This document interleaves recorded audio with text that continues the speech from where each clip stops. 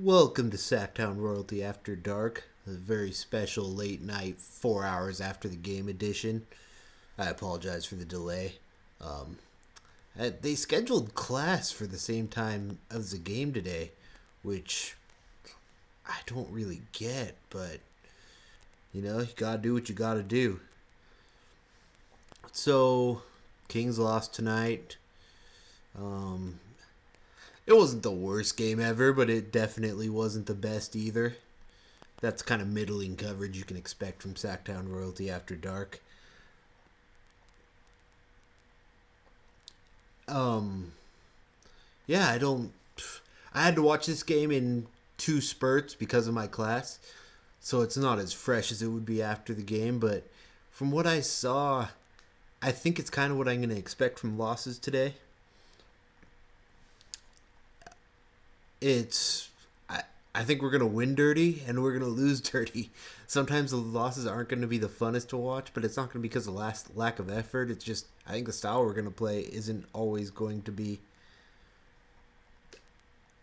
win it for us. Because I didn't see a lack of effort tonight. I saw sloppy play, but I saw the guys trying at least. I know that's like YMCA stuff. Couple of the highlights though. Matt Barnes once again was great. Ben McLemore was I've really enjoyed him more than I have not enjoyed him, if that makes sense.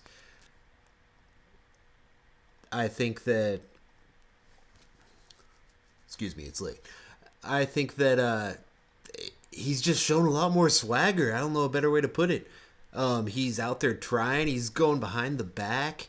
He's doing all sorts of stuff that I've never seen Ben McLemore be capable of doing before. I hope that this stays all year. I think I've said this both the other episodes, but that would be huge for us. Matt Barnes, sixth man of the year. Okay, I'll entertain that. I don't really believe it, but I'll entertain that.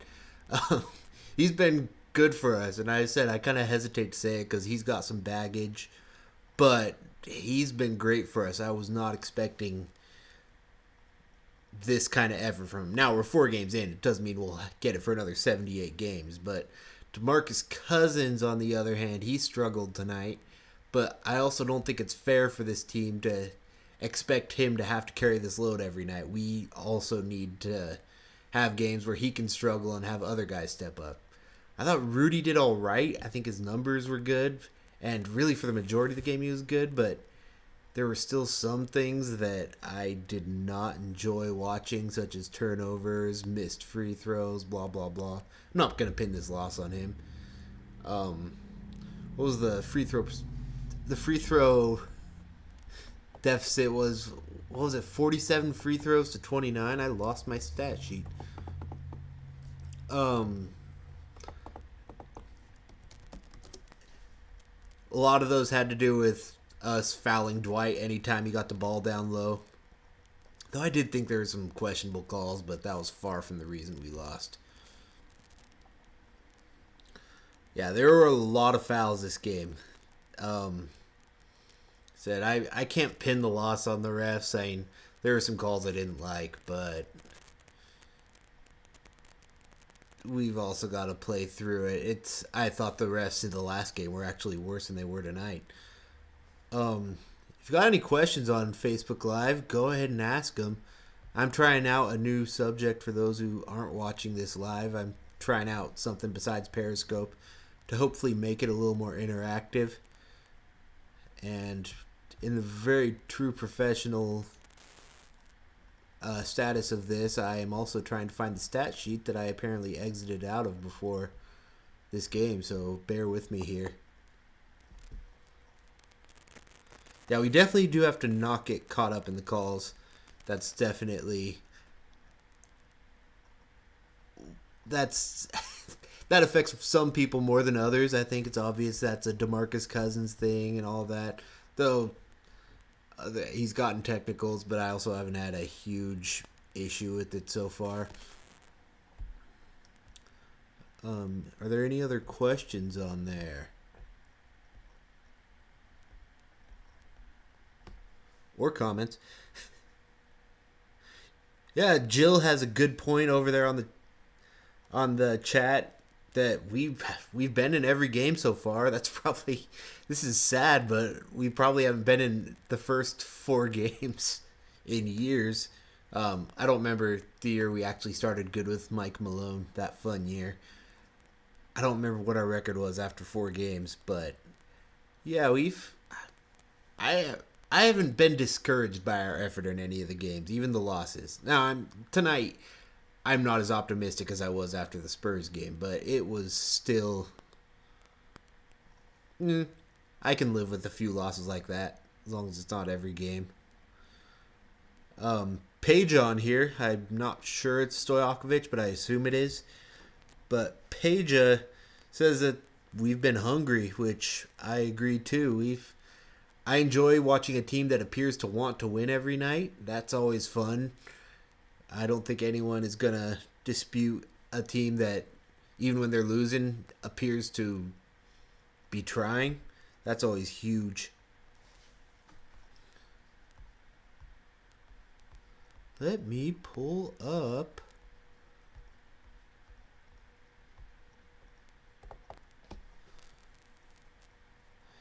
If I appear tired on this episode, it is because I'm tired. So you can sleep well knowing that I was tired and there's nothing wrong with me. There's lots wrong with me, but that's for a different show. That's for my other podcast or video show or whatever it is. What to you guys? Oh.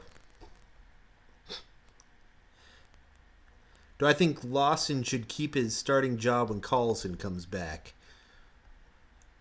I think I'm Team Carlson starting. I think Lawson can provide some valuable minutes off the bench. I don't think, not that this should be the reason. We shouldn't bow down. I think Carlson will respond better starting. I don't think Lawson cares because he's playing for his life. I think he will give his all whether he's starting or coming off the bench. And another person is pointing out Willie again. Yeah, I really hope he turns it on. I'm still not discouraged. I think he's still trying to figure out his role on this team. I almost still expect him to be our starting power forward or center, however you interchange he and Boogie. I think he'll be starting with him before long.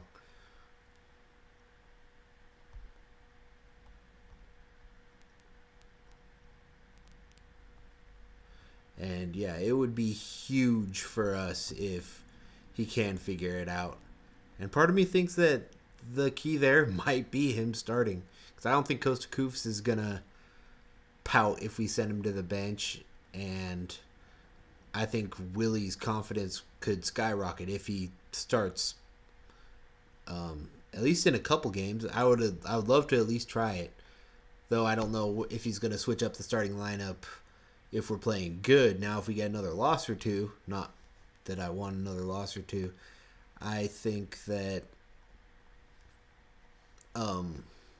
we could see a couple tweaks. That or he might switch up the starting lineup after the 4 games from now when Carlson comes back. He might start Willie then. I'm not sure what the reasoning behind that is, but that could be a good time to switch up the lineup a little.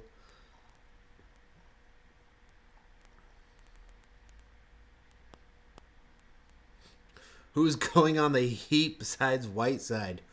That is a good question. It's so weird thinking that they don't have Dwayne Wade. That's still mind blowing to me. I don't know if you guys have watched the Bulls game yet, but that might be the most jarring player I've seen not in the jersey. And Dwayne Wade looks good. Who is good on the Heat? That is another good question. I mean, Justice Winslow has the potential to be good. I'm honestly not a huge fan of the Heat's roster. I don't know what their record is right now, but Goran Dragic is still on there. He's a good player. Depending on who you ask, Hassan Whiteside's a good player. Maybe it's my sour grapes as a Kings fan, but I'm not a huge Hassan Whiteside fan, especially in that new huge role he's gonna have on the Heat.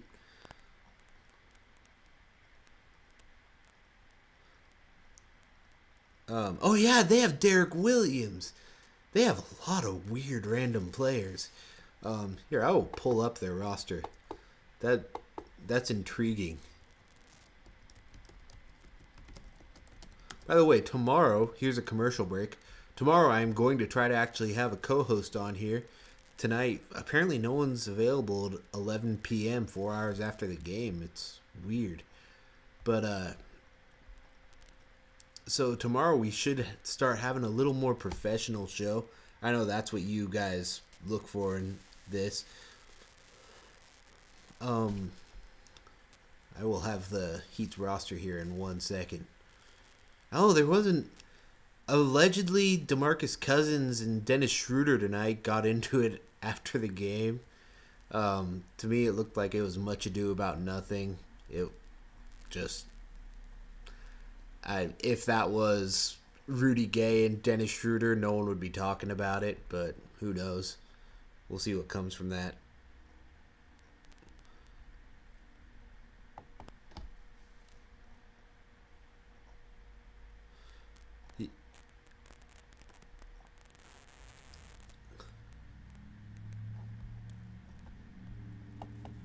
All right, the Heat's roster right now.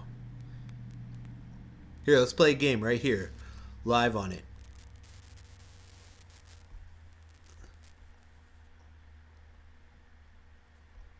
All right, I've got it. Wow, there are. Let's see if you guys can name all the former Kings on the Heat's roster. There are actually quite a few. And I will be the play-by-play guy. Someone already guessed Derek Williams, but there are actually quite a few, and I've mentioned another, but there are a couple funny ones too.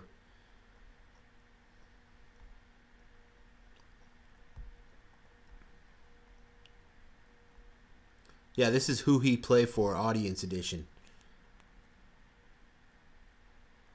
Oh, you can swipe right on Facebook Live? That's awesome. It's like Tinder and a post-game show in one.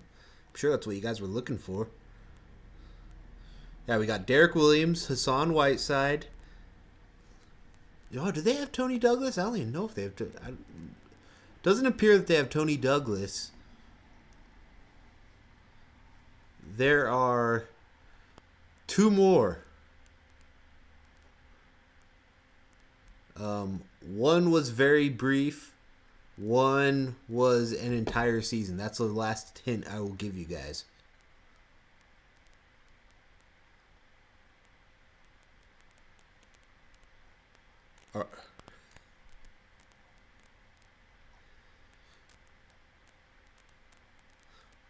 Victor here has some nice words for me. He says that it'll be the only time anyone ever swipes right for me. So thank you for that. James Johnson, yep. James Johnson. I completely forgot they signed him. Then I don't think you guys will guess the other one. Willie Reed. Wasn't he on the Kings for 10 days? They are a weird roster. Justice Winslow, Derek Williams, Hassan Whiteside, Dion Waiters, Josh Richardson, Willie Reed, Josh McRoberts, Rodney McGruder. Apparently that's an NBA player. Tyler Johnson, James Johnson, Udonis Haslem is still there, Wayne Ellington, Goran Dragic, Luke Babbitt, and they still have Chris Bosh on the website. That's kind of mean. Someone asked what John Salmons is doing these days. Last time I saw him, he took a picture with the Kings last season. That's the best life update I can give you. Are the Kings still playing? Are the Kings still paying Wayne Ellington? I completely forgot that was actually a former King too, in a way. He didn't ever actually play for us though, did he? I don't know. I don't actually watch the Kings. I've never watched a basketball game. Pooh Jeter, I believe he's like a European superstar. Or, no, he might be in the Chinese league. Yeah, because he was on Dante Green's team over there.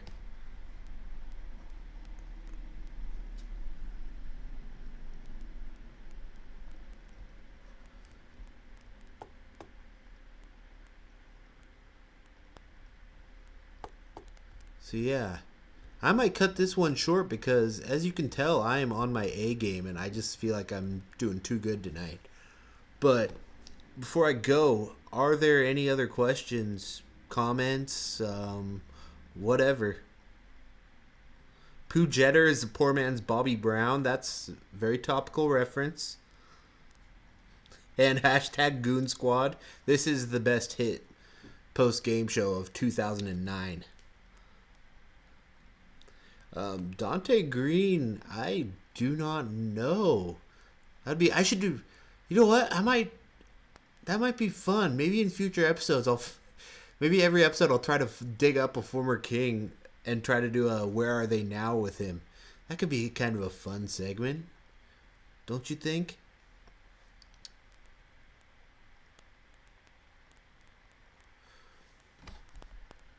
So yeah, I am. Unless there's anything else, I am going to log off for the night. Um, Kings take on the Heat tomorrow at 4:30 Pacific, I believe, is the starting tip. Happy Halloween, everybody. Hope you all stayed safe. I assume you did if you're watching this. I hope you're not driving while you're watching this. Um, oh, what is a successful record for this trip? I think 3-2 would be awesome. 2-3 wouldn't be tragic, but I think we should aim for 3-2 or 4-1. I think every game, including tonight's game, which we obviously lost. I think every game's winnable in this road trip, though. I'm.